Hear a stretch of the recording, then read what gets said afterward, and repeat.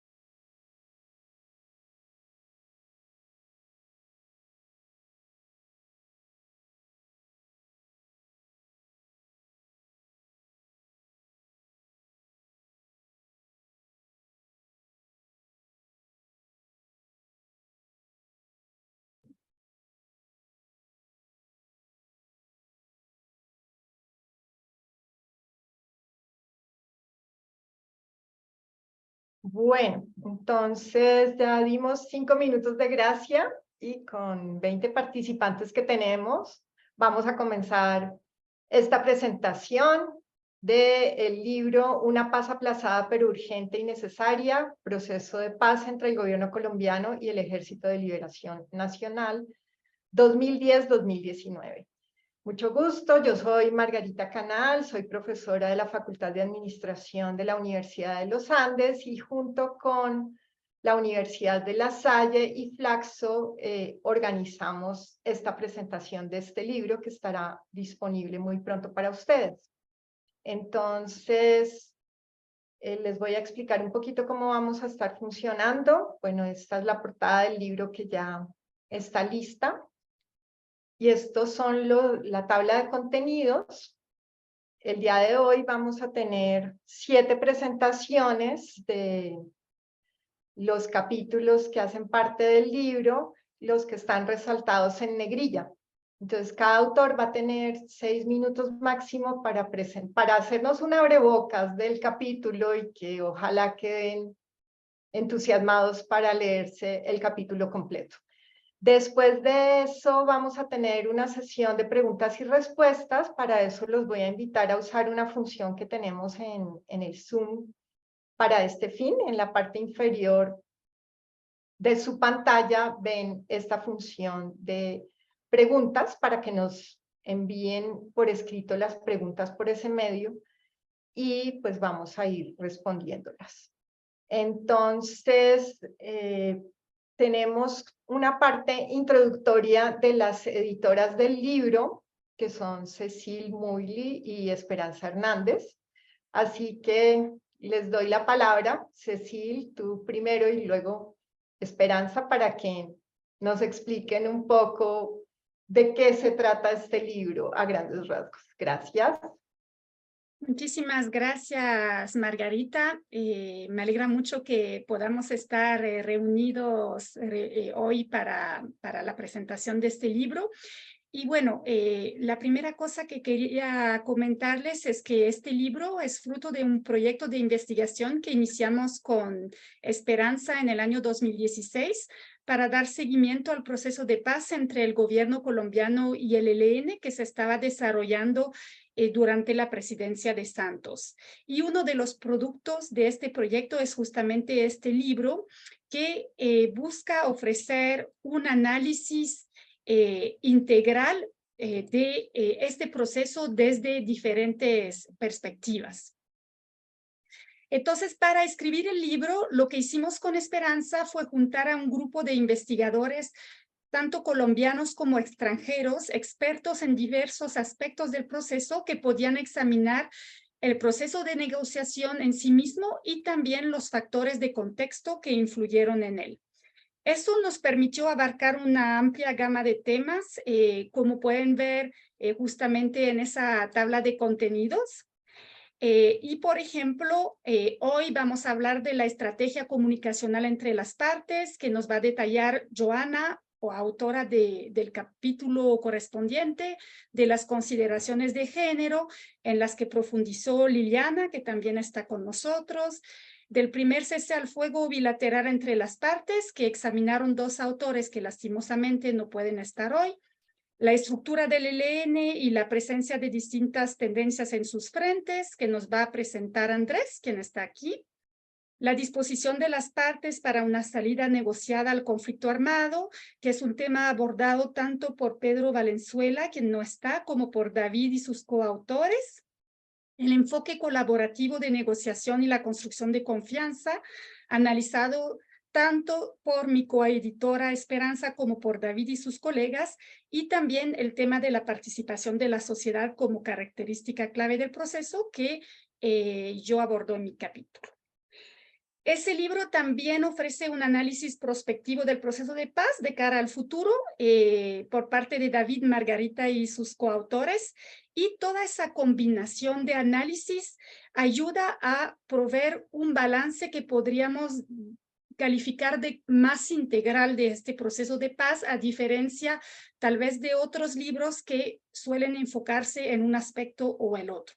Y una de las cosas creo que más interesantes del libro es que en cada capítulo se desprenden importantes lecciones aprendidas que pueden ser muy útiles para el proceso de paz en curso y también para otros procesos de paz.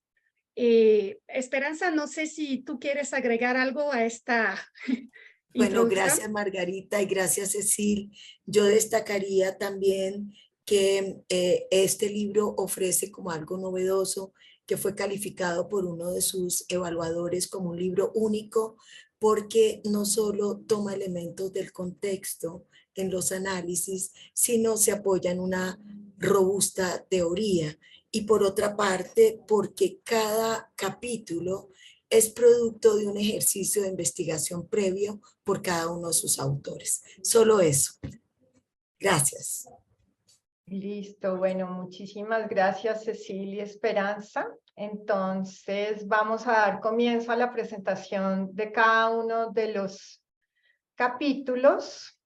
Yo le voy a dar la palabra a Esperanza en contados instantes. Estoy buscando la herramienta esta interesante del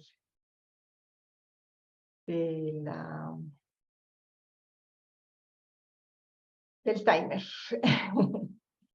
Entonces, bueno, entonces, Esperanza además pues es también autora de un capítulo que se llama Proceso de Paz entre el Estado colombiano y el ELN, 2010-2019, caracterización y análisis desde el enfoque cooperativo.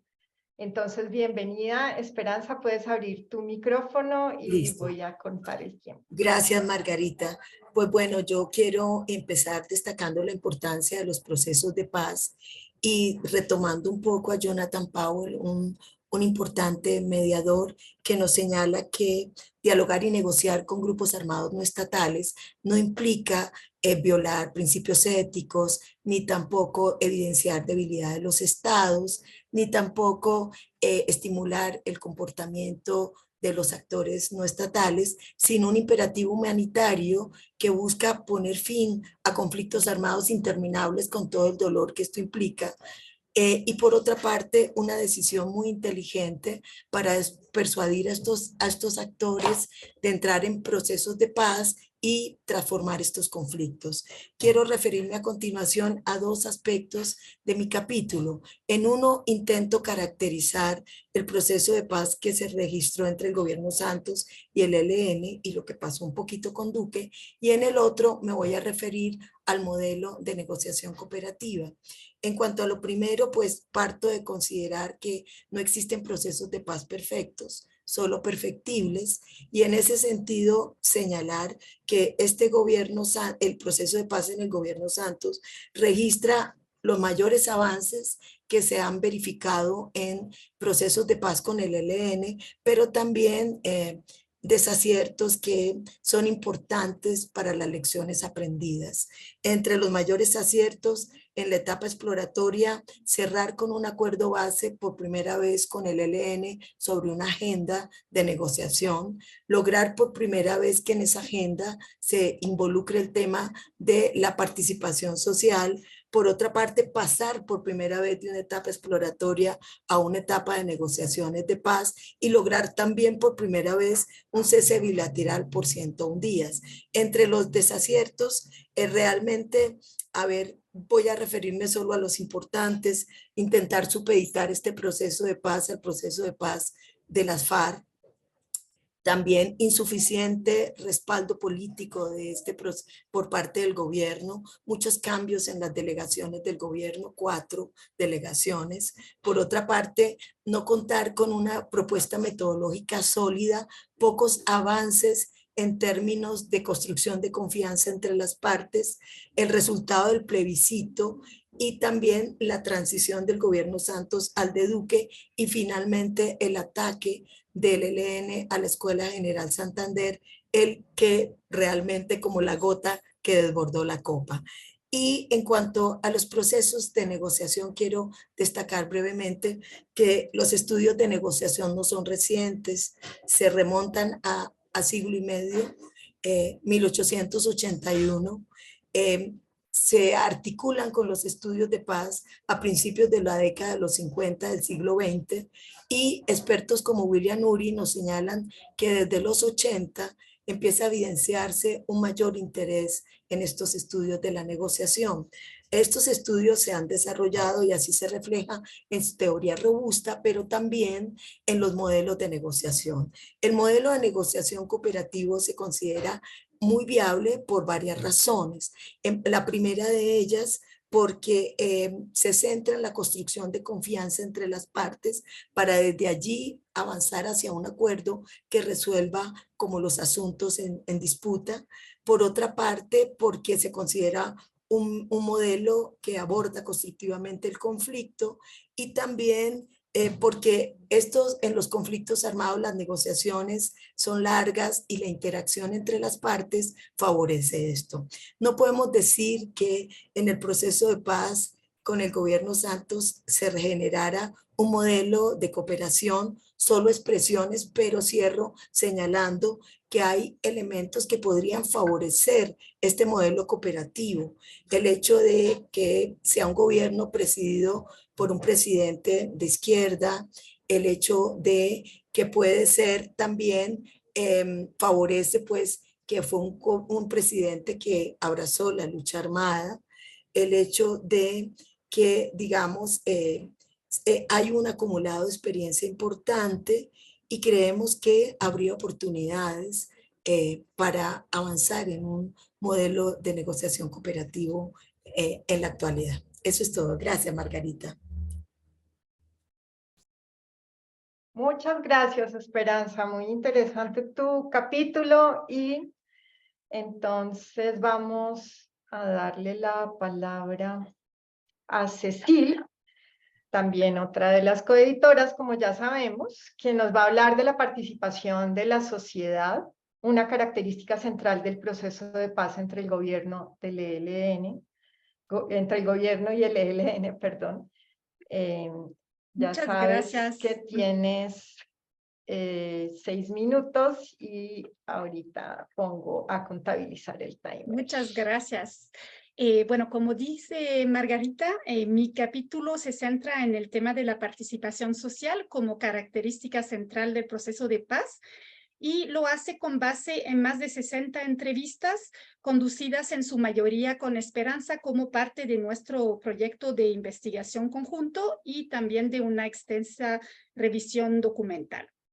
Entonces, ahí empiezo por revisar la literatura sobre la participación pública en los procesos de paz y señalo que, de acuerdo a la mayoría de estudios, esta participación, si bien puede entorpecer los procesos de paz, también puede conllevar a una mayor apropiación de los mismos y juega un rol importante en la construcción de una paz más duradera. Por lo tanto, la cuestión no es tanto si la participación social beneficia a los procesos de paz, sino cómo hacer para que así sea. En un segundo lugar, discuto cómo el gobierno y el ELN abordaron dicha participación, que fue el punto 1 de la agenda de negociación y debía ser transversal a la discusión de los temas sustantivos de la agenda. En tercer lugar, examino los esfuerzos de varios sectores de la sociedad para ambientar el proceso de paz, incidir en las negociaciones de paz y transmitir sus propuestas sobre problemas clave de abordar en las negociaciones de paz, y presionar para que las negociaciones se lleven a cabo y las partes tomen medidas humanitarias. Para finalizar, señalo brevemente los principales desafíos para la participación de la sociedad en el proceso. Y concluyo recalcando en relación al primer punto, cuáles fueron las principales perspectivas de las partes respecto a la participación. Ahí muestro cómo había importantes divergencias al respecto entre ambas delegaciones y sobre todo dentro de la propia delegación del gobierno. Y esto dificultó mayores avances en torno a ese punto, aunque se logró avanzar en una propuesta de diseño para la participación de la sociedad en el proceso que no llegó a firmarse como acuerdo, pero constituye un importante avance para el proceso actual. También en relación al segundo punto, rescato las formas en que, más allá del espacio formal de la mesa de negociación, la sociedad civil promovió primero un entorno más favorable para las negociaciones de paz y presionó a las partes para que comenzaran las conversaciones y luego avanzaran en las mismas. Después señaló cómo esta sociedad civil ayudó a la mesa a superar varias dificultades, en especial su estancamiento al inicio de 2018, y cómo presentó varias propuestas, algunas de las cuales fueron discutidas en la mesa de negociación. En especial mencionó cómo la sociedad civil buscó una mejora de la grave situación humanitaria en varios territorios afectados por el conflicto armado, como por ejemplo el Chocó o Nariño. Y aunque el proceso no haya podido culminar en un acuerdo de paz, esta experiencia constituye una base valiosa de la cual se pueden desprender aprendizajes que pueden ayudar a las partes a diseñar un modelo efectivo de participación que potencie el proceso. Creo que también es de esperar que la sociedad civil mantenga este importante rol que jugó en el proceso de paz pasado, acompañando este proceso, alimentándolo con propuestas metodológicas y sustantivas y ejerciendo presión a favor de una reducción de la violencia armada y una salida negociada al conflicto. Y con eso cerraría como abreboca.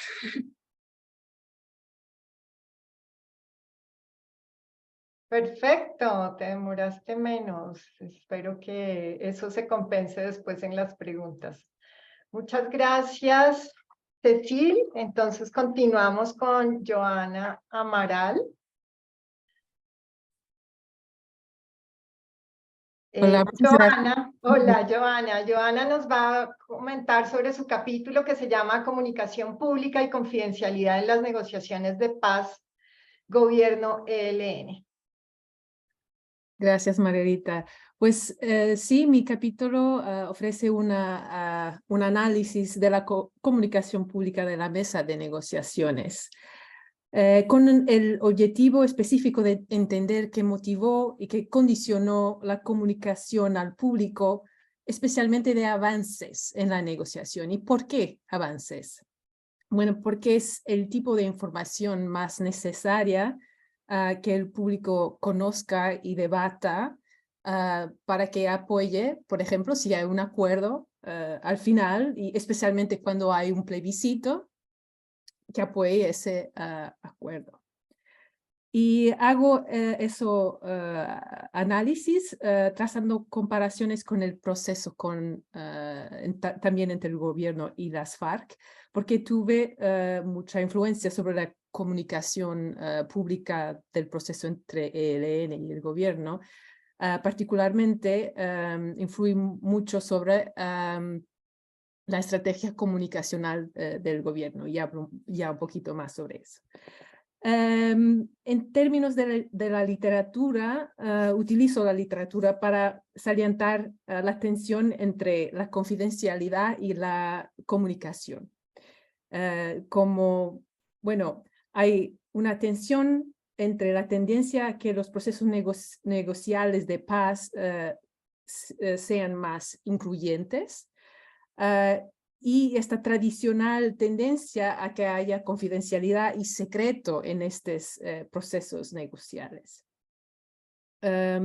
Y saliento en esta sección del capítulo que los procesos incluyentes tienen necesariamente que ser más transparentes porque, bueno, si hay más gente participando en un proceso, naturalmente es más difícil contener la información, pero más importante que eso, para que haya participación, tiene que haber información sobre el contenido de la negociación. Cuanto al análisis del proceso, específicamente entre el ELN y el gobierno, analizo cómo se diseñó lo que motivó las decisiones de la mesa en lo que toca a qué y cuándo los avances fueran comunicados al público.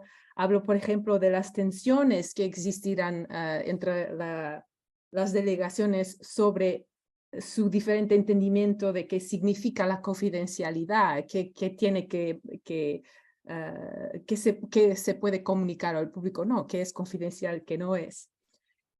Y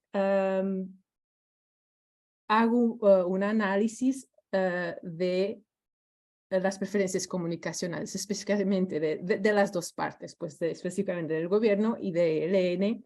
Y empezando con las del gobierno, hablo precisamente de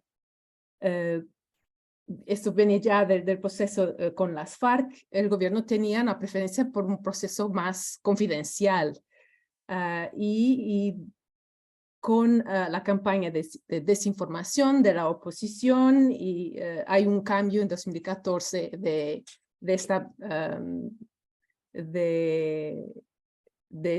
estrategia del gobierno tener un proceso más transparente y con más comunicación al público. Y los borradores fueran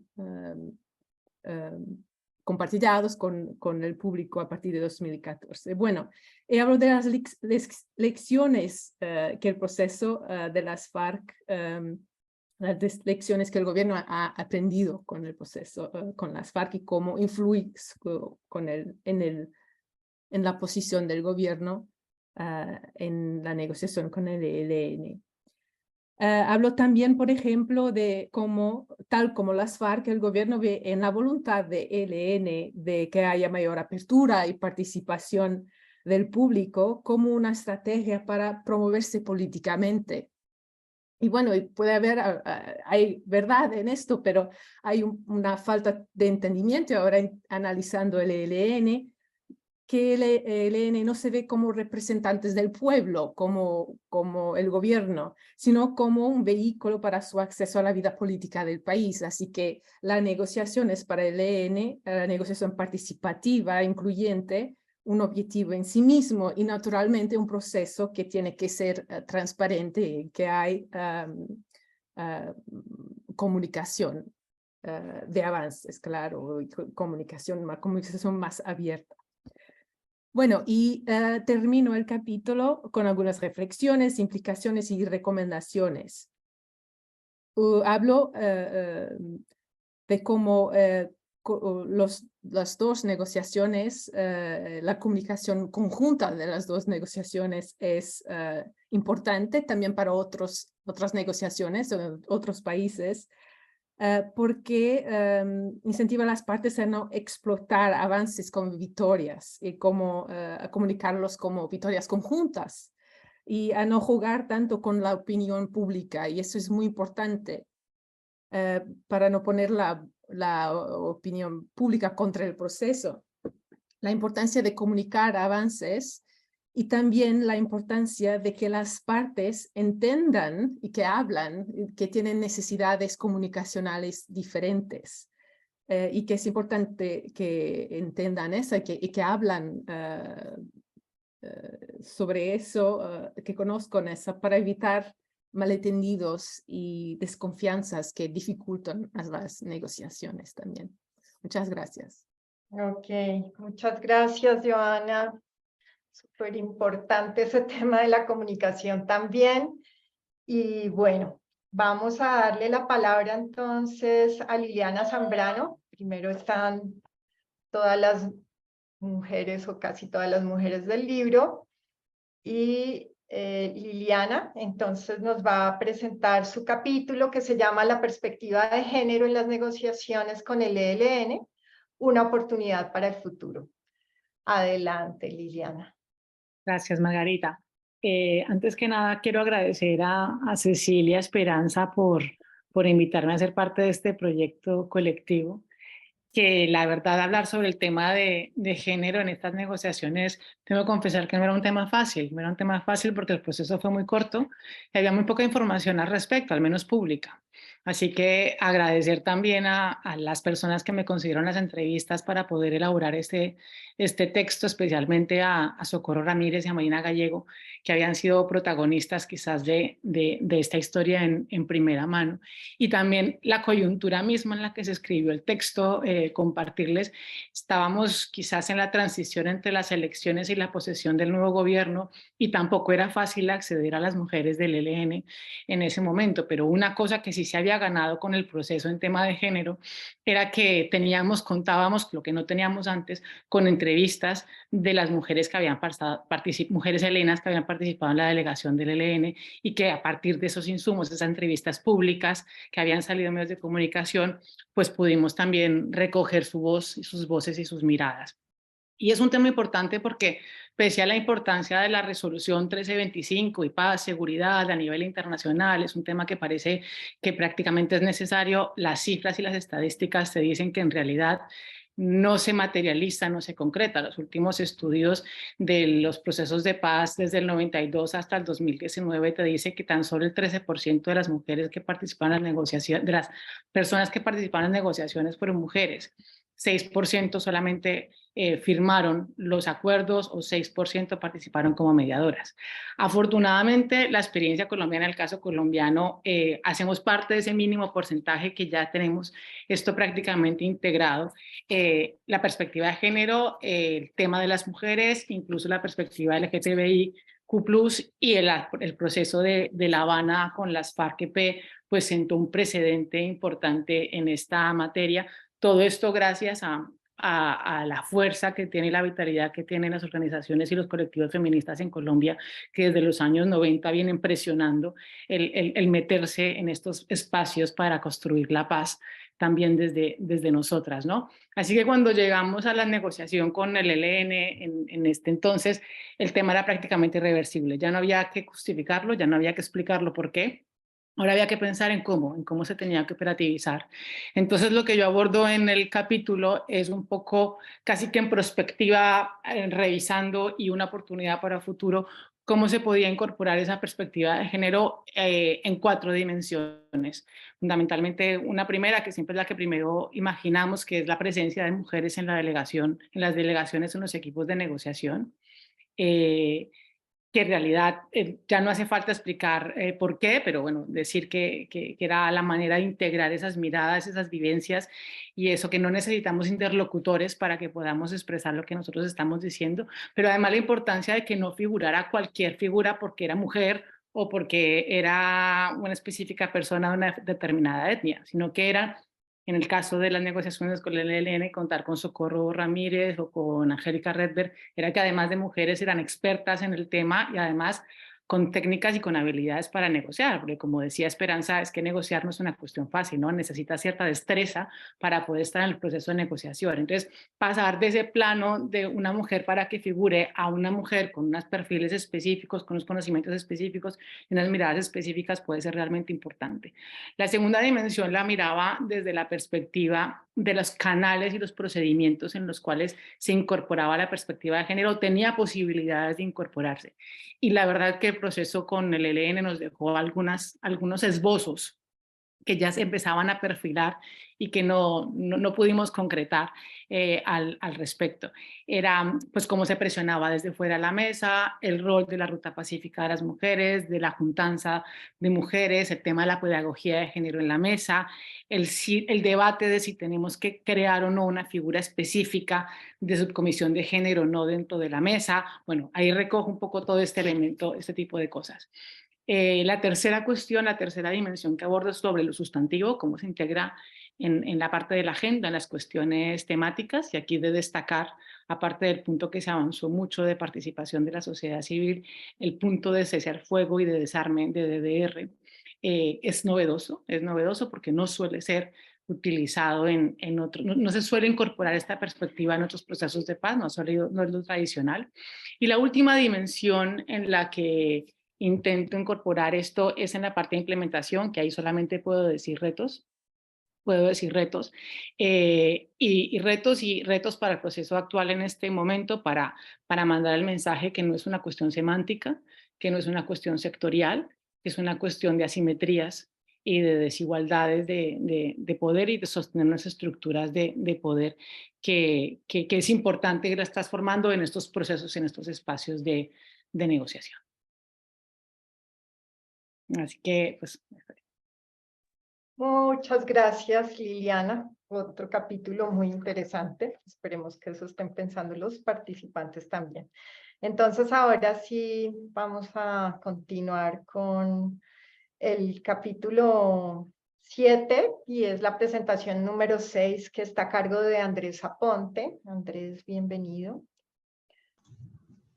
Andrés entonces nos va a presentar el capítulo que se llama La caja negra de la paz con el ELN, porque fracasaron los diálogos de Quito, La Habana, y pues su coautor es Charles Larrat Smith. Adelante.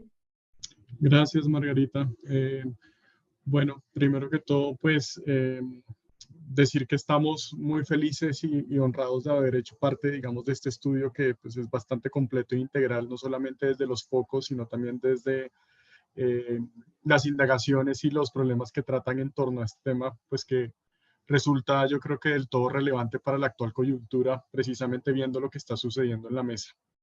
Entonces, en cuanto al capítulo de nosotros, de Charles y mío, principalmente estábamos apuntando a complejizar un poco la discusión y como la narrativa que hay en torno a las negociaciones de paz con el ELN, en el sentido en el que casi siempre en algunos sectores se dice que la paz con esta guerrilla no ha sido posible por falta de voluntad del Estado y por, digamos, un cierto desprecio por parte de las élites en cuanto, digamos, al problema que significa esta guerrilla, pero también en el sentido en el que no ha habido, digamos, la voluntad política para entablar un proceso de paz serio.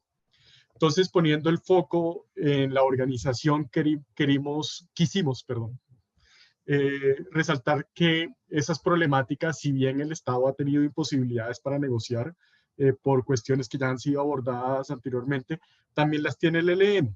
Y las tiene el ELN en el sentido en que hay una serie de condicionantes organizacionales y territoriales que explican eso.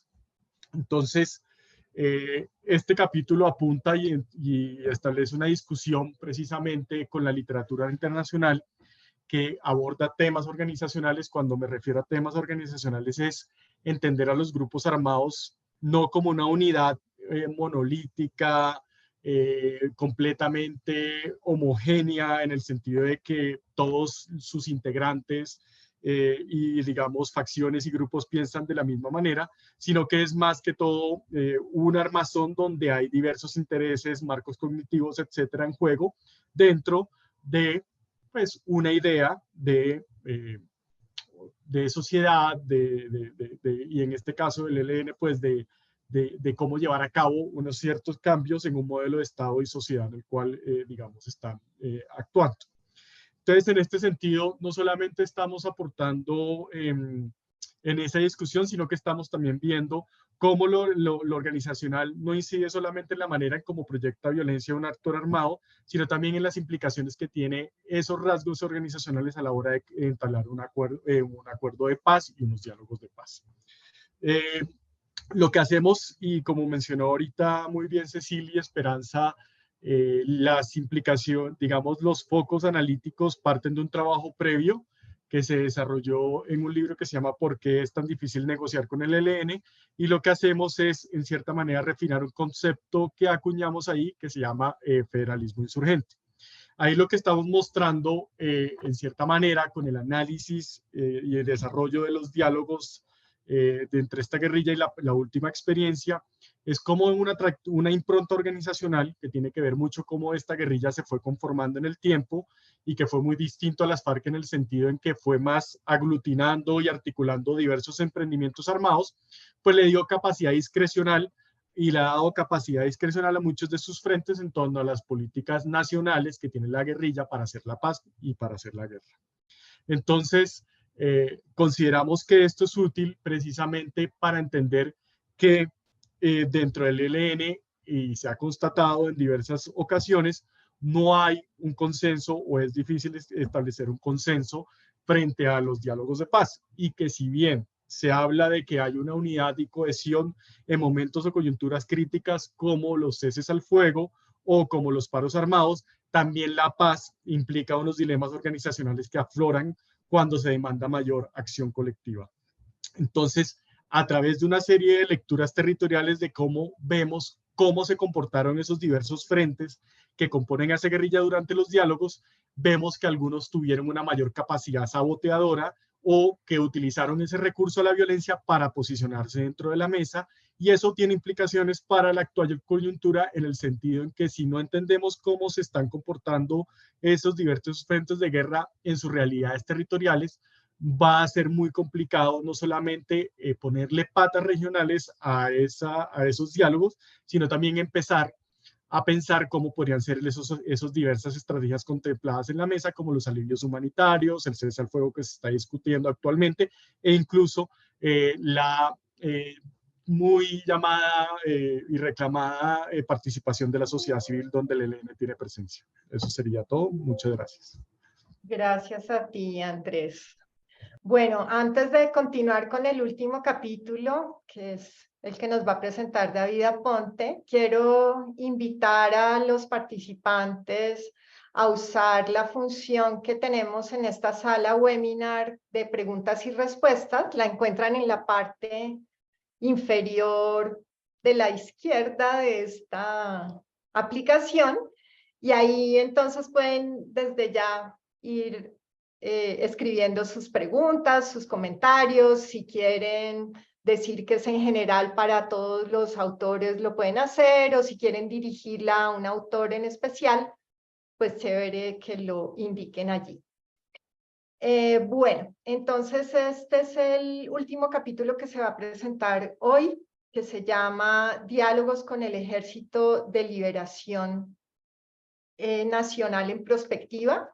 Los autores son David Aponte, Alejandro Reyes Lozano, María Fernanda Arias y yo, Margarita Canal. Entonces le doy la palabra a David. Adelante. Muy buenas tardes a todas y a todos. Gracias, Margarita. Bien, pues nosotros elaboramos un ejercicio de prospectiva que es, digamos, tratar de incurrir en unos escenarios, algunos de ellos de pronto posibles, pero por supuesto especulativos. Uno de ellos y muy pese o un poco contraintuitivo frente a la noción que uno podría tener de que un gobierno de izquierda puede facilitar un proceso de diálogo con una guerrilla como el ELN. Tratamos de aplicar un criterio que se utiliza en la psicología, que es la de la diferencia menor, que incluso cuando hay similitudes, cuando hay personas muy cercanas o grupos humanos muy cercanos, a veces no se permiten los acercamientos porque se exacerba esa diferencia menor. Esto fue estudiado bastante en grupos étnicos, en guerras civiles étnicas, especialmente en África. Y una de las cosas que, trayéndonos este concepto, estábamos pensando es que un posible escenario es que, pese que hay un gobierno de centro izquierda que quiere aproximarse a unas reformas estructurales, pueda generar, en vez de un acercamiento, pueda generar una reacción contraria, que es precisamente que el ELN, como ahora Andrés lo destacaba, no tiene claro necesariamente en toda su cúpula y en toda su organización eh, la perspectiva de una paz completa, unas de sus facciones puedan radicalizarse y tratar de alejarse, digamos, de no ser cooptado o capturado, digamos, por las ideas de un gobierno que ellos puedan considerar no es completamente legítimo o no es completamente de izquierda. Entonces, en ese sentido, un escenario posible sería de oposición, de una agenda que no se trabaja conjuntamente, que hay dificultades, digamos, en crear los diálogos y en construir conjuntamente ese posible escenario. Otro escenario, pues, es el de una co-construcción, un diálogo colaborativo de copartes, donde las partes no se radicalicen, sino que aprecien las virtudes de una visión compartida del conflicto y de sus soluciones. Y en este sentido nos causa o puede generar una dificultad enorme, es que, como de nuevo ahora uno de los autores lo destacaba, el ELN no necesariamente puede verse como un representante, una banderada, unas ideologías, unas posturas, sino como una especie de, una suerte, como lo han dicho algunos, de garantes armados de unas reformas estructurales que se deben negociar con la sociedad. Y en ese sentido se dificulta que el ELN lleve propuestas concretas, una agenda política concreta en muchos aspectos, en este sentido de que se ve más bien como una especie de intermediación con la sociedad y con quien, como lo han manifestado múltiples veces en distintas oportunidades y en negociaciones pasadas, ellos lo que van a hacer es una especie de veeduría de ese diálogo regional. Aplaudimos y en el capítulo lo resaltamos bastante una perspectiva muy distinta a la que se manejó en los diálogos de La Habana, que es tratar de aproximarse desde una visión regional. Creemos claramente y hemos acogido, somos muy cercanos a esta idea de federalismo, que ya otros autores lo han resaltado. Y en ese sentido es muy interesante y creemos que todavía está muy crudo ese trabajo, el diseño del proceso y las metodologías que se pueden utilizar en los diálogos regionales. Y creemos que ahí la academia, las distintas entidades que han trabajado en el mundo, en diálogos locales, en la construcción de consensos regionales, locales, en diálogos abiertos, en metodologías, y eso es algo que tratamos de implementar y proponer un poco en el capítulo, es que este diseño del proceso puede que a nivel nacional ya existan avances significativos, aunque hay distintas preocupaciones alrededor, pero todavía no existe claridad sobre las metodologías, sobre los métodos, sobre los canales, sobre la representatividad que va a requerir este diálogo y esta participación activa en las regiones. Otro elemento que quisiéramos resaltar es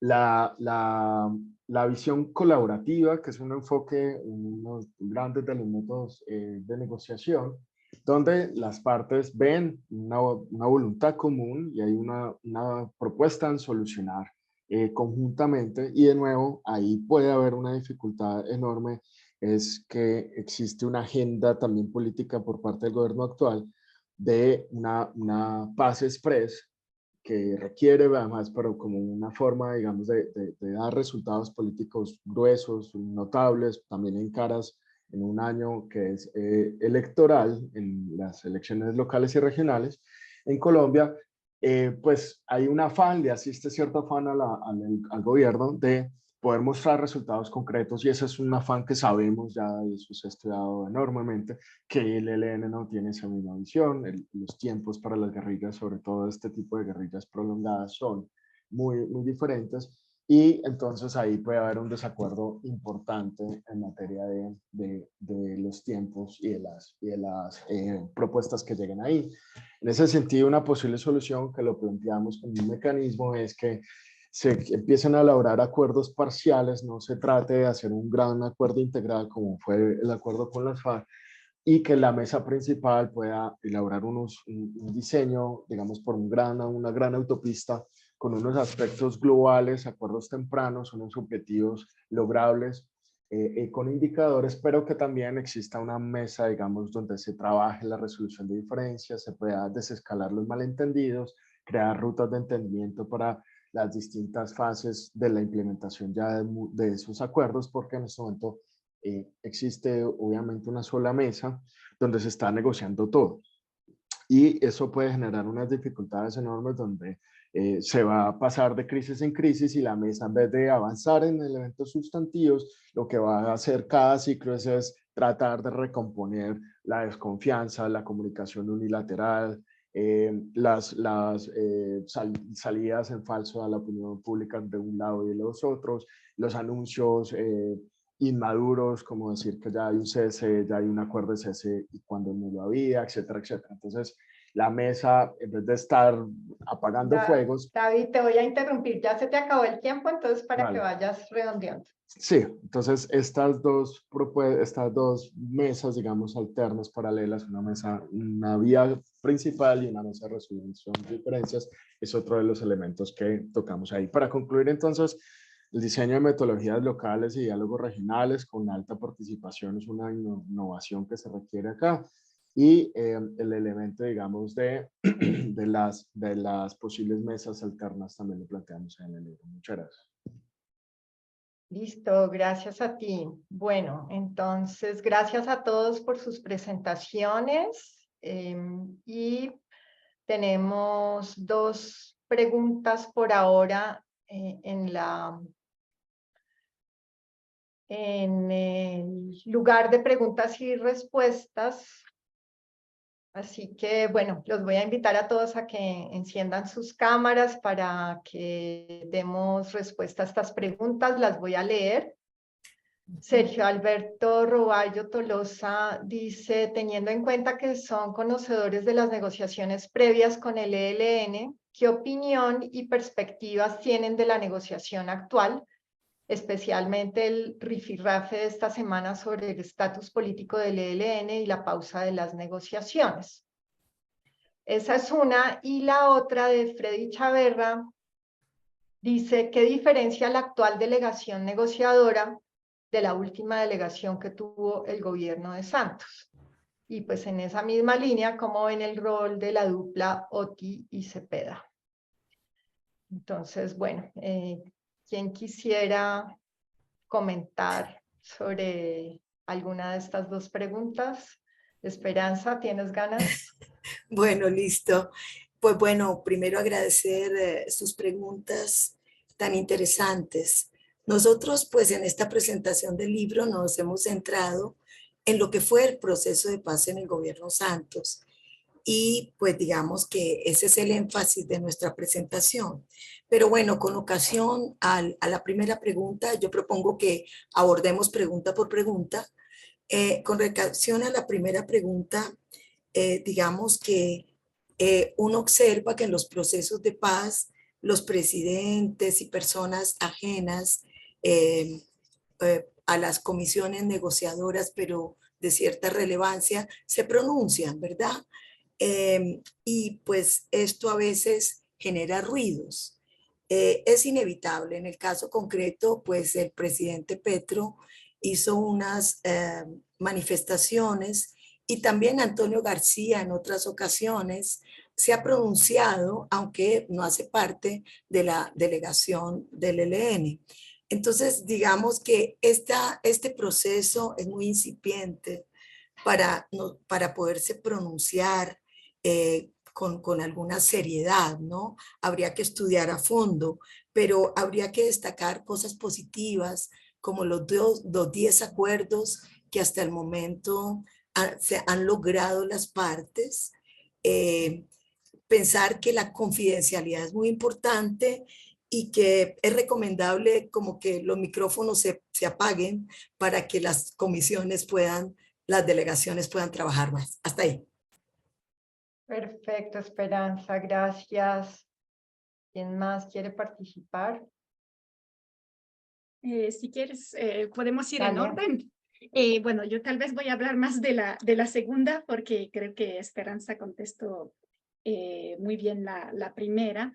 Yo diría que sí hay diferencias entre las delegaciones y sus perfiles, entre el proceso de paz que nosotros aquí, todos los autores, analizamos durante la presidencia de Santos principalmente, aunque vamos hasta la presidencia de Duque, pero realmente en esa presidencia de Duque no se avanzó.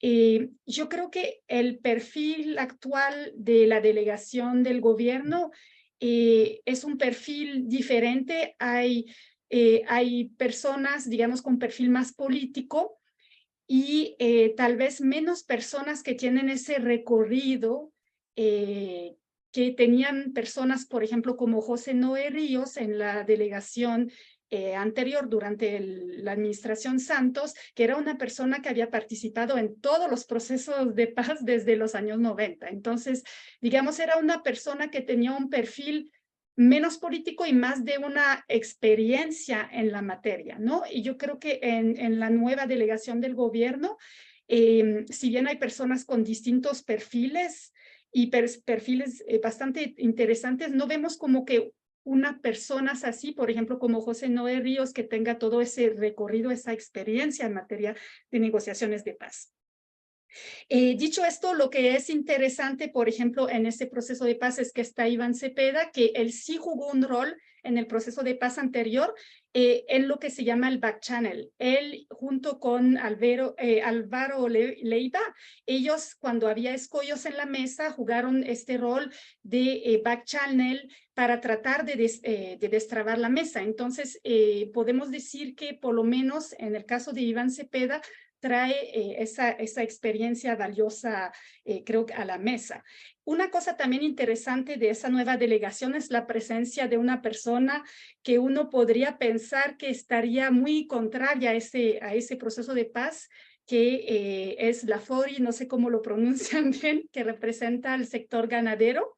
Y también podría ser como algo interesante para tratar de como decir, acercar a ese sector supuestamente más contrario al proceso de paz, acercarlo a ese proceso. Entonces, ahí todavía es muy temprano para ver si esto es una jugada política inteligente de parte del presidente que puede dar frutos. No lo sabemos todavía, pero igual es una apuesta interesante para tratar de incluir a sectores contrarios, ¿no? En ese proceso. También en cuanto a género, me gustaría que, bueno, lo complementara Liliana. Creo que hay mujeres nuevamente y eso es interesante. Hay varias mujeres en la delegación gubernamental, oficialmente 4, si no me equivoco. Tal vez la más importante, María José Pizarro, pero hay otras más con distintos perfiles. Eso creo que puede ser muy interesante para la perspectiva de género. Y en cuanto a la delegación del ELN, yo creo que no cambia tanto y ahí es también interesante. Bueno, no era así la pregunta, pero es interesante porque yo creo que el hecho de que la delegación del ELN sea bastante similar a la anterior, eso permite de no partir de cero. Y eso a mí me parece que sí es un acierto, porque son personas del ELN que tienen la experiencia durante todos los años en los que han participado en las negociaciones de paz con el gobierno de Santos, y yo creo que ahí es una muy buena elección de parte del ELN de renovar, digamos, el mandato de gran parte de esa delegación. Bueno, hasta ahí porque no quiero quitar la palabra a mis compañeros. Gracias, Cecil. ¿Quién quiere continuar?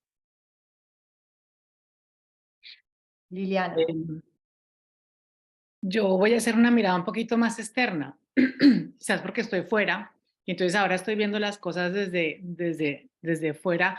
No quiero introducir una perspectiva negativa ni pesimista, pero quizás más realista, que aglutine las dos preguntas. Y es cuando nos ponemos a estudiar los procesos de negociación en el mundo en general, creo que terminas con cierta desazón, porque te pones a estudiar y muchas veces miras lo bien montados que están. Guatemala es un caso estupendo desde los años 90. Luego te pones a estudiar el caso de las FARC y dices, bueno, esto está maravilloso. David, sabíamos perfectamente cómo estaba diseñado, pensado, tremendamente, ¿no? Pensado prácticamente hasta la última coma y el último punto. Y entonces agarro un poco lo que decía David de las metodologías, de cómo se piensa, pero cuando los valoramos, realmente vemos que no están realmente funcionando porque algo está fallando en la implementación, ¿no? Algo está pasando en el post. Entonces, cuando reflexionamos esto con ciertos colegas aquí fuera, nos preguntábamos si realmente los procesos de paz al uso, los procesos de negociación al uso, que a los que estamos acostumbradas a ver, a estudiar con todas las teorías, realmente son vigentes y tienen cabida hoy en día con las circunstancias y las complejidades de los grupos armados y de los conflictos hoy en día, conflictividades hoy en día. Y probablemente la respuesta es no. Entonces, cuando preguntas un poco sobre la perspectiva, las posibilidades, las tensiones, las pausas, creo que en el caso con el ELN estamos en una tensión muy interesante. El último, podríamos decir incluso que el último proceso al uso de paz que se va a dar, como se está dando en el mundo, fue el de las FARC. Con el de las FARC confirmado un acuerdo final. Lo que nos está demandando el proceso de paz con el ELN es otra cosa. Y estas inestabilidades y estas tensiones realmente lo que están marcando es que estamos en una transición de pensar realmente cuáles son esos modelos, ¿no? Cuáles son esos modelos de negociación, que si son locales, que si son nacionales, que si son parciales, que si son totales, que si realmente donde pesa es una figura de una mesa con delegaciones, 10 delegaciones, un equipo, un cuarto de al lado, el de la empatía, bueno, todo esto que estudias en negociación, realmente te lo empiezas a cuestionar absolutamente todo, ¿no? Te plantean una mesa en donde se tiene que discutir en la sociedad civil, pero luego pones a mirar, le pones el ojo en el Congreso de la República y dices, claro, es que de nada sirve que muevas en la sociedad, de nada sirve que muevas en el Ejecutivo, de nada sirve que muevas en unas mesas de negociaciones si luego el Parlamento no, si luego el Congreso no aprueba nada. Entonces, ahí es donde voy dejando, por eso digo, ahí es una mirada un poco más crítica, más como para revolver un poco el asunto de hacia dónde tendríamos que apostar a pensar cuáles son los desafíos de esta negociación, que yo creo que en este momento requiere como de algo que estaba planteando, ¿no? De una innovación, de una manera de situarse de otra manera, pensárselo, y eso tiene mucho que ver con la segunda pregunta de las delegaciones, y es que para negociar no se necesitan únicamente figuras políticas, sino que es que para negociar necesitas habilidades para negociar, hay que saber hacer eso. Eso no se hace porque haya estado en la política de 20 años o porque no, hay que saber negociar porque hay que saber cuándo ceder, cómo jugar, bueno, este tipo de cosas que requiere la negociación en sí misma y que requiere unos perfiles específicos, un conocimiento. Y creo que en la delegación actual lo que podría yo recomendaría es operatividad, ¿no? Realmente lo que yo pegaría y haría falta es quizás esos debates y esas negociaciones, esos debates en las negociaciones prolongados, falta quizás esa capacidad de operativizarlo y ponerlo en la práctica y aterrizarlo. Creo que es un reto, creo que es un desafío, creo que estamos en eso. Creo que es una oportunidad el escenario, las negociaciones con el ELN es una oportunidad desde el punto de vista teórico en los procesos de paz comparados en el mundo, en los procesos de negociación. Y bueno, no lo coloco de manera pesimista, lo coloco como algo que nos empuje realmente a seguir dándole vueltas de una manera mucho más innovadora. Muchas gracias, Liliana. Muy interesantes los aspectos que tocas y completamente alineados con lo que estamos viviendo. Bueno, entonces nos quedan Andrés y David y Joana. ¿Alguno quiere aportar algo? Joana, adelante. Bueno, concordo completamente con lo que dijo Liliana, es que lo veo también, es que los procesos de negociación siguen cambiando y esa tendencia que vemos de que no vamos a ver más, bueno, de esta forma tradicional de negociar con un representante de un lado y otro, y es que eso está cambiando, bueno, completamente estoy de acuerdo. Yo quería, bueno, voy a saltar un poco para otra cuestión en que alguien, Carolina Rojas, pregunta qué lecciones y buenas prácticas del proceso hay que tener en cuenta. Yo, bueno, ya hablé ya de algunas en mi corta presentación, pero hay una más que quería añadir y que David también habló, es la importancia o la sugestión que hayan pequeños acuerdos. Y yo quería solo añadir que esto es también importante de la perspectiva de la comunicación, porque una agenda muy abierta va a también crear problemas de qué se va a comunicar, para los medios también se torna desinteresante. Bueno, vamos a comunicar solo el proceso, entonces es importante que sea posible comunicar avances y para eso que haya bueno, puntos, algunos puntos de agenda o pequeños acuerdos y no esperar hasta por un acuerdo final. Bueno, perdón, español. No, muchas gracias, Joana. Bueno, pues ya que introdujiste una pregunta adicional, entonces yo voy a dar paso para que respondamos otras 3 preguntas, porque ya nos quedan como 22 minutos solamente. Entonces, una es esa de Carolina Rojas: ¿qué lecciones y buenas prácticas del proceso de diálogo son clave para tener en cuenta en futuros escenarios de diálogo con el ELN? Y ella también hace otra que es sobre, pues, si es posible hacer una negociación vinculante con el ELN sin que se comprometa a terminar el conflicto, y dice ya que no quiere dejar las armas antes de la implementación de los acuerdos que se lograrían en la mesa. Y voy a coger una tercera que estaba antes, es de un asistente anónimo y pregunta qué fue lo más difícil a la hora de construir sus capítulos para todos. Entonces, pues si quieren, podemos continuar con David o con Andrés para oír otras voces. ¿A cuál de esas se quieren referir? ¿Y cuál de los dos? David, adelante. Si quieren, pues dos retos que me parece que hay que mencionar. El modelo de justicia transicional que se viene trabajando. Recordemos, un modelo que está en paralelo Justicia y Paz con los paramilitares, que es de 8 años de cárcel. Está el modelo de la JEP, que tiene varias formas, digamos, de sanciones. Algunas son de cárcel, pero la sanción propia es de 8 años, haciendo, digamos, unas sanciones restaurativas. Y ese es un modelo, un estándar, digamos, que al gobierno le va a ser muy difícil bajarse. Y sin embargo, el ELN ya ha dicho que ese no es el modelo con el que ellos van a trabajar.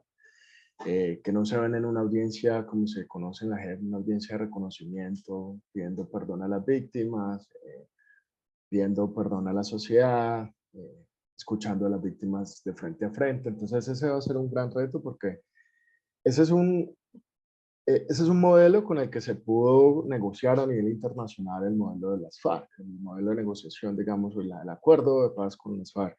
Tiene un sostén internacional relativamente sólido, sobre todo porque trajo muchos elementos de lo que permite y no permite la Corte Penal Internacional. Entonces, si ese es el mínimo y tuvo tantas dificultades para ser aceptado por la sociedad colombiana, imagínense lo impopular que puede ser un modelo que se baje, un modelo de justicia transicional que se baje de ese estado. Y el segundo elemento es el de la concentración y de la desarme, como vimos también con las FARC. Entonces, a propósito de la pregunta de elecciones, hay que repensar, ¿no?, que el modelo que funcionó con un FARC puede ser completamente distinto a esta negociación y no Y yo no creo, pese a que tuve la oportunidad de estar en ese proceso, que uno deba pensar que aquí hay que abanizar, digamos, la negociación con el ELN. Eso sería otro error. Hay que pensar fuera del sobre, sin duda, porque el modelo de concentración, las zonas de verificación que se utilizaron, un modelo de Naciones Unidas haciendo una verificación desarmada, pero al fin y al cabo verificación, muy probable que el ELN también lo vaya a rechazar. Ellos siempre han peleado con el tema de la concentración, de la identificación de todos sus miembros. Ellos dicen que no son un aparato armado netamente, entonces identificar a sus miembros puede ser un gran problema, digamos, estructural para ellos. Entonces, dos retos o dos lecciones de un modelo que tenemos todavía ahí muy cercano, que aquí habría que repensarlo completamente. Perfecto, David, muchas gracias. ¿Quién sigue? Creo que sigue Andrés. Adelante, Bueno, Andrés. listo. Bueno, respondiendo un poco como las anteriores y también las de ahorita, creo que primero que todo, pensando en clave de las anteriores experiencias, sin duda alguna, no solo en la comunidad internacional, sino también en el caso colombiano y asociado con la opinión pública, hay una serie de antecedentes que van a ser, en cierta manera, como unas líneas rojas para cualquier proceso de paz con el ELN. Y eso tiene que ver no solamente con cumplir los estándares internacionales, sino también con unos mínimos de reparación, verdad, etcétera, que no sabemos hasta qué punto el ELN esté dispuesto a cumplirlos, y como ven sus comunicados que sin duda alguna no se encuentra alineado con eso.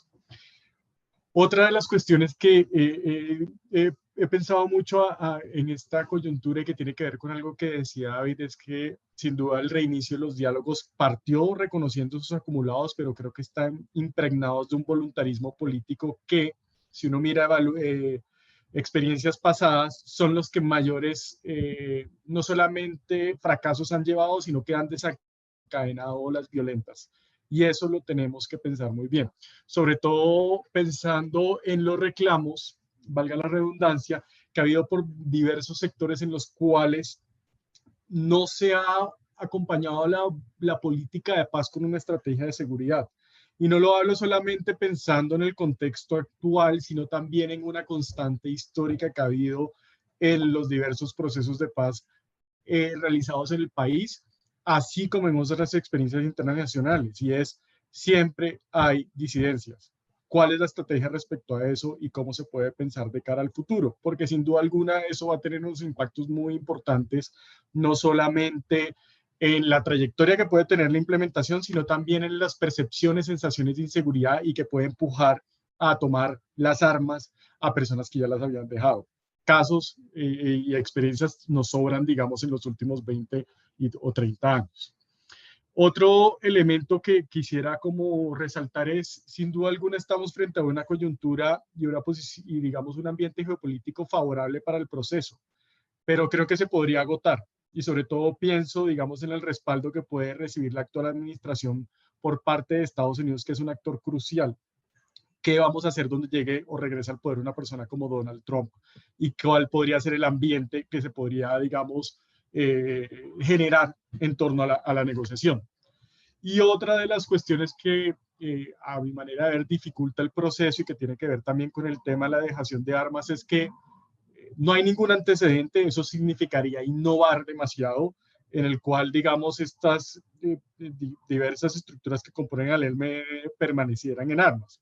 Pero ¿hasta qué punto permanecerían en armas si además las transformaciones que están pidiendo están muy vinculadas a ideas de sociedad, de Estado, que no se tornan, no necesitan 1, 3, 4 años para ser verificadas, sino décadas, y que están justamente al vaivén de la democracia? Y al vaivén de la democracia me refiero a que con las declaraciones que han dado, por ejemplo, ahorita el día de ayer la delegación del ELN en cabeza de Pablo Beltrán, se me hace que no tienen comprensión de lo que es precisamente el juego democrático, que no solamente está cargado e impregnado de pesos y contrapesos, sino que también está al vaivén de las coyunturas políticas y lo que se decía en las urnas, y de el que el gobierno de turno llegue y le dé un enfoque a esa implementación de los acuerdos. Estamos viendo precisamente lo que ha pasado con el gobierno de Santos, lo que sucedió con Duque y ahora con el gobierno de Gustavo Petro. Y no entienden eso, no entienden el funcionamiento de un sistema democrático. Entonces, creo que en este momento la cuestión está atravesada por digamos, una gran sensación de voluntarismo político, pero que sin duda alguna hay muchas fichas en juego, muchos procesos, muchos actores que se necesita una alineación, digamos, casi que astral para que pues esto vaya hacia el camino que hay. Sobre todo pensando precisamente en un horizonte temporal muy limitado en el cual pues la paz no solamente depende del ambiente y del respaldo político que puede encontrar Petro, sino que también puede tornarse, digamos, en cierta manera, en un elemento de debate y discusión. Mi pregunta es si el ELN es capaz de avisorar que está en una coyuntura crítica en el sentido que puede estar negociando mucho más de lo que pediría en una nueva eventual negociación, como sucedió, por ejemplo, con las FARC, con Andrés Pastrana y lo que ganó con Santos en el último intento. Bueno, Andrés, muchas gracias. Les propongo que alguien más participe antes de leer las siguientes preguntas, que nos quedan como Ay, yo 12 quisiera decir minutos. algo. Dale, Esperanza. Sí. Bueno, Margarita, yo creo que una lección aprendida al comparar es la importancia de una propuesta metodológica sólida y de un principio incremental que permita fortalecer la confianza de las partes y sobre todo que no dependa solo de si hay empatía o no, de factores, sino que lo dé el proceso. Lo segundo, en cuanto a la pregunta que hacía Catalina Rojas, a veces le damos demasiado peso a ciertas cosas. El tema de las armas, ¿no? Fijémonos que en el proceso de paz con las FARC, que fue un proceso que hasta la negociación se considera exitoso, vinieron luego los grupos disidentes y se generaron las disidencias. Se firmó, se desarmaron. Entonces, a veces no sé si hacer tanta fuerza en estos puntos que en pasadas negociaciones hicieron mucho ruido. Y tercero, yo creo que es importante que los colombianos desarrollemos, cultivemos más optimismos inteligentes frente a los procesos de paz. No ha empezado un proceso de paz y ya estamos diciendo que no se puede, que hay un plan B, que se va a fracasar. Yo creo que hay que generar optimismos inteligentes y creer, como yo prefiero equivocarme creyendo, que por ejemplo este puede ser un proceso muy innovador y tiene elementos que lo hacen muy innovadores, como el tema de la participación de la sociedad, lo hace innovador. Entonces, demos una oportunidad, ¿no? En este caso, han transcurrido pocos meses, no hemos llegado al año siquiera, es muy temprano para dar conclusiones, decir que va a fracasar o que está exitoso y por consiguiente creo que hay que hacer un chip en la mirada de los procesos de paz. Gracias. Muy interesante eso del optimismo inteligente, Esperanza, muchas gracias. Creo que debemos conservarlo y también algo de lo que nos comentaba Joana en su capítulo de qué comunicar y qué no, porque se dice crisis en el proceso y entonces ya todo el mundo salta. Bueno, yo quiero contestar brevemente una de las preguntas que era ¿cuál fue lo más difícil a la hora de construir sus capítulos? Entonces, como coautora del capítulo del que habló David, quiero compartir que tal vez como el deseo de querer abarcar muchos temas en unas cuantas páginas, porque queríamos hablar como de lo histórico, pero también de lo que estaba por venir y dar recomendaciones de diferente índole, teniendo en cuenta eso.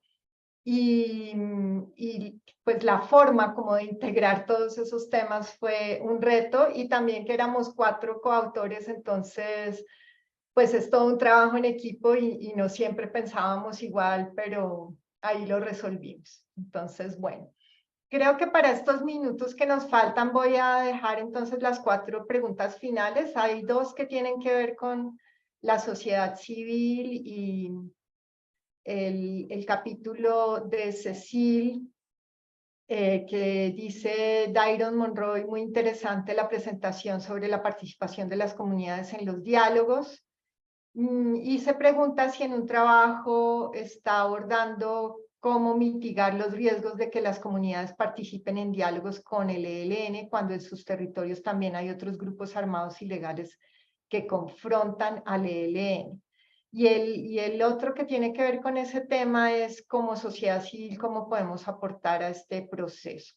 Esas dos, y nuestra colega María Lucía Zapata, directora del Departamento de Ciencia Política de la Javeriana, nos pregunta si el proceso de paz con el ELN está apostando a una paz liberal. Y por último, un asistente anónimo pregunta cómo se le pueden brindar herramientas de negociación a los diferentes actores que pueden ser parte del proceso y que no tienen experiencia. Entonces, Cecil, te voy a dar la palabra a ti para que te refieras a lo tuyo y ya continuamos. Ya, perfecto. Bueno, la respuesta de Dairon es que en el capítulo solo mencionó esto, eso mismo que tú dices como un desafío justamente para la participación de la sociedad en ese proceso. Eso lo abordo en la última sección del capítulo, pero ahí no aporto como digamos una solución ¿no? a ese desafío, que definitivamente es algo clave y fundamental para el proceso actual, ¿no? Entonces, ¿cómo superamos estos desafíos? Y de hecho, yo diría que la sociedad civil, por eso, una de sus mayores propuestas en relación al proceso pasado, y yo pienso que va a ser lo mismo en relación a este, han tenido que ver con medidas humanitarias. Muchos actores de la sociedad civil han apostado primero a empujar un cese bilateral al fuego y luego medidas humanitarias específicas como por ejemplo el acuerdo humanitario ya para el Chocó o el desminado humanitario en algunas localidades de Nariño. Entonces, definitivamente es un punto muy importante.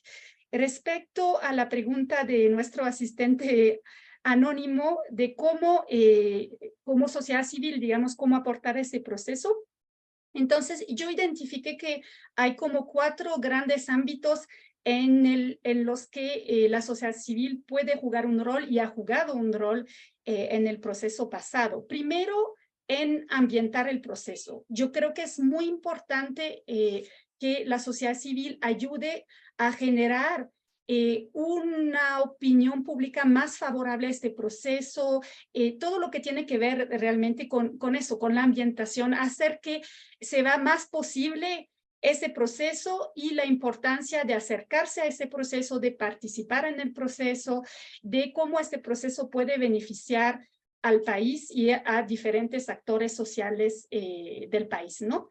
Luego, en segundo lugar, puede aportar también la sociedad civil con propuestas concretas. Y esto, de hecho, lo han hecho. Pueden ser propuestas como durante las audiencias públicas sobre el diseño de la participación y propuestas sobre los temas sustantivos de la agenda.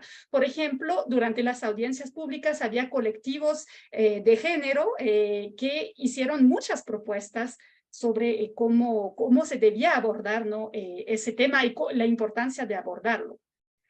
Luego, también, en tercer lugar, la sociedad civil puede presionar tanto para que el proceso se lleve a cabo, como lo hicieron, al, por ejemplo, promocionar ese concepto de paz completa durante el gobierno de Santos, como también para que las partes avancen en el proceso, puedan superar los escollos y sigan como con esa presión social que les ayude a seguir, digamos, empeñados en la meta de lograr un acuerdo de paz. Y finalmente, lo que dije antes, el cuarto rol importante, creo yo, es en promover medidas humanitarias que busquen desescalar el conflicto y dar un alivio a la población civil en muchos de esos territorios afectados por el conflicto armado. Entonces, creo que en esos 4 ámbitos la sociedad civil puede jugar un papel clave. Y hay una cosa que quiero responder, bueno, tiene que ver con la respuesta a esta pregunta, pero también con una pregunta anterior sobre lecciones aprendidas.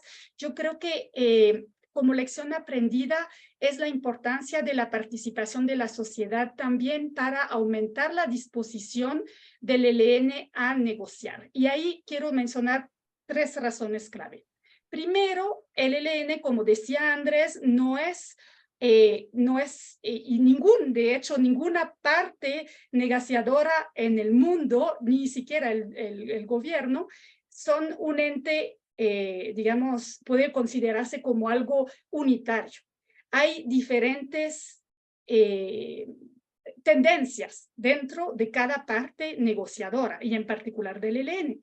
Entonces, la participación de la sociedad puede jugar un rol fundamental en aumentar esa coalición más favorable a un proceso de paz. ¿Por qué? Porque la participación de la sociedad puede permitir a las bases del ELN, a los diferentes frentes del ELN en diferentes localidades, sentir que tiene como algo de su interés en juego, ¿sí? Entonces, que se sienten, eso es lo que se llama en inglés el buy-in, ¿no? Que se sienten como concernidos, que hay algún interés para ellos de negociar, porque se pueden tomar en cuenta justamente esas necesidades muy diversas que tiene los diferentes actores sociales en esas diferentes territorios, ¿no? Porque se supone que la participación de la sociedad, como mencionaron, va a tener un componente territorial, no va a ser una cosa centralizada. Entonces, esto puede ayudar muchísimo a aumentar esa coalición del ELN más favorable al proceso. También, en segundo lugar, puede ayudar a reequilibrar la relación de poder entre las partes que desde el punto de vista del ELN es percibida como muy desigual. Entonces, el ELN, pues como es lógico, al sentirse en una posición más débil en la mesa, puede sentir preocupación y va a sentir preocupación de que sus demandas, digamos, si es el único que empuja esas demandas, sobre todo demandas de cambios estructurales, pues no va a tener la fuerza en la mesa para poder empujar esos cambios. Pero si es la sociedad que propone esos cambios mediante su participación, entonces más posibilidad de que esos cambios se acuerden en la mesa. Entonces, para el ELN hay una cuestión estratégica y una cuestión pragmática. Y finalmente, y también desde un punto de vista pragmático, el ELN, pues si lo han escuchado, siempre se ha quejado que no se implementan los acuerdos de paz. Todo lo que se ha acordado con otros grupos insurgentes en el pasado, para el ELN no se ha implementado o se ha implementado muy poco.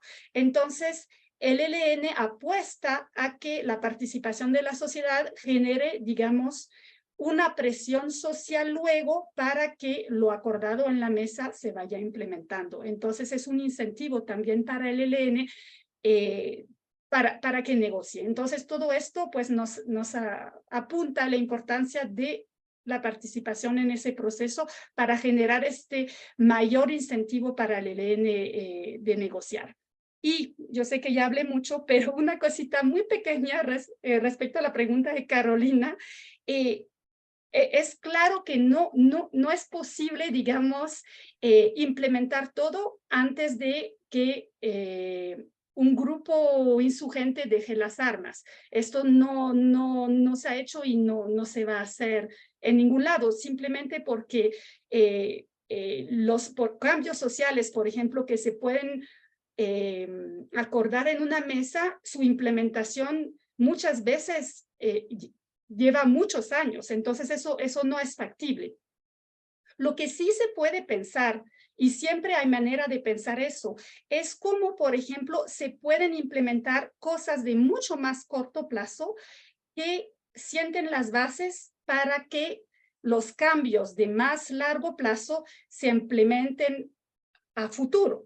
Pero digamos, la dejación de armas no puede esperar nunca y no va a poder esperar que esos cambios estructurales que toman muchos años se implementen. Eso no va a ser factible. Entonces, la cuestión ahí es cómo pensar tal vez en cosas de más corto plazo que sí se podrían implementar en un plazo razonables para dar mayor confianza, para generar esta espiral de confianza que permita al ELN decir, bueno, no está todo, digamos, implementado, pero por lo menos están esas bases que a mí me dan confianza para dejar las armas. Entonces, es todo, digamos, lo que está en juego, creo, en la negociación.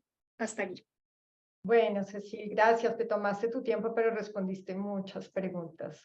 Entonces, pues yo creo que para que vayamos cerrando, si hay alguno que quiera responder a la de María Lucía Zapata y al asistente anónimo de brindar herramientas de negociación, adelante. Liliana, ¿estás haciendo caritas? Sí, Dale. sí. Voy a ser muy breve, y muy puntual. Una buena práctica a destacar y un aprendizaje eterno, yo creo que lo aprendimos del plebiscito, que fue la democratización de la paz. Es lo que tiene que ver un poco con lo que nos cuenta Joana. El hecho de que ya los colombianos y las colombianas sentamos que esto es un tema que nos corresponde, que no es una cosa que están negociando fuera, que no está en La Habana. Creo que cuando nos dimos cuenta al batacazo de, uy, ¿qué nos pasa como sociedad que estamos votando un no a la paz? Fue cuando de repente nos dimos cuenta que tenía que ver con nosotros. Entonces creo que es una buena práctica destacar, creo que a partir de ahí ha habido un involucramiento de la sociedad y por lo menos hasta el que no quería meterse en el tema se siente interpelado. Y yo creo que eso es muy positivo y creo que es algo para destacar. Un segundo elemento a destacar y que hay que seguirlo continuando en la línea de la que pregunta Caro, desde el feminismo todas las voces periféricas, ¿no? El cómo seguimos incorporando esas voces periféricas, y no solamente la sociedad civil organizada, sino como todas esas colectivos no organizados que siempre están en las periferias de estos espacios de toma de poder, que es un poco lo que quiere imprimir el feminismo y lo que habría que incluir desde esta perspectiva de género. El tercero, un poco en la línea de lo que decía Cecil, no podemos quedarnos atrapados en las armas porque no se hagan los cambios profundos en el sistema. Eso sería entrar en una situación indefinida, eterna, porque los cambios profundos en un sistema y en un país estructuralmente tan desequilibrado como estamos no se hacen de un día para otro. Probablemente nos muramos los que estamos aquí y no se van a hacer los cambios estructurales. Entonces no se podría condicionar las armas. Así que coincido en que habría que buscar fórmulas tanto dentro de la mesa pero también fuera, porque de nada nos sirve que cambie el gobierno cada 4 años y lleguen nuevas políticas y no las logre darle continuidad a lo que se pacta en la paz, ¿no? Entonces también hay que mirar cuáles son los otros actores de la sociedad que también garantizan que esto no se caiga cada 4 años, ¿no? O cómo hacemos tendencias continuistas. Y esto me vincula a la última acotación, a lo que preguntaba María Lucía, y creo, María Lucía, que es el gran reto. Creo que ya no estamos hablando de los temas, ya no se está hablando en la negociación de los temas del pasado, ni reforma agraria, ni participación y exclusión política, ya esos son los temas que venían, pero ahora tenemos el gran tema que es horizontal prácticamente en todos los conflictos armados hoy en el mundo, que es el tema de los conflictos ecosociales, el tema del extractivismo, ¿no? Entonces creo que sí que se pone sobre la mesa, que en el caso del ELN es supremamente importante porque ha sido un tema tradicional de la agenda del ELN, y creo que habrá que mirarse un poco esas tensiones entre efectivamente lo que se va a negociar es una paz liberal como la que se negoció en el caso de La Habana, o si realmente estamos en este escenario en donde vamos a tocar un poco estos puntos sobre las IES, en donde las recetas de la paz liberal, de crecimiento, privatización, individualización, deberían ser los patrones a seguir, o si tenemos que empezar a buscar otras formas de construir sociedad a partir de, no diría yo a partir de esta mesa de negociaciones, sino en general a partir de otras maneras de pensar en la sociedad colombiana. Gracias, Liliana. Bueno, ¿alguno que se muera de ganas por yo solo quiero decir a la de María Lucía, vale. Yo creo que este proceso, como otros, nos muestra más bien que estamos hablando de paces imperfectas, ¿no? Creo que no hay paces perfectas y los maximalismos, tanto en las paces como en los procesos de paz, hacen mucho daño. Yo creo que hay que concebir aquí los procesos de paz nos enseñan paces procesuales, donde hay momentos más afortunados para avanzar, también hay crisis, y bueno, estamos permanentes tanto durante la negociación como en las etapas del posacuerdo. Eso solamente.